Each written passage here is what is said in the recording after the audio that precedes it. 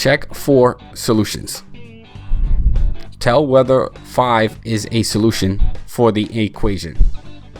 2x plus 10 equals 20. 3x plus 1 equals 12.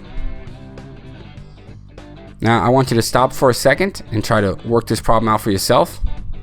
If you get stuck, I'm going to provide you some steps to help you solve this problem. Number 1, plug the given value in and simplify. So let's take 5 and plug it in for x right here. And you get 2 times 5 plus 10 equals 20. Continuing, 2 times 5 equals 10. 10 plus 10 equals 20. 20 equals 20. Now we can check off the first step. And number 2 says, determine if this statement is true or false. Well, let's go to our notepad, provide some notes below.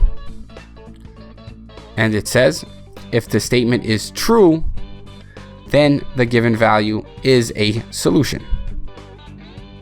If the statement is false, then the given value is not a solution. If it's false, it is not a solution. Does 20 equal 20? Well, that checks out. Therefore, it actually is a true statement. And seeing that it's a true statement, 5 is a solution. So we can check off step number 2.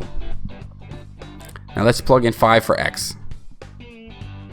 Here you've got 3 times 5 plus 1 equals 12.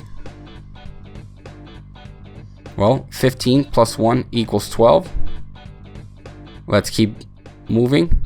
15 plus 1 equals 16. 16 equals 12. Well, that's not equal. That's not true. 16 does not equal 12.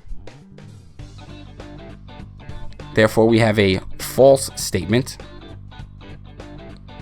5 is not a solution.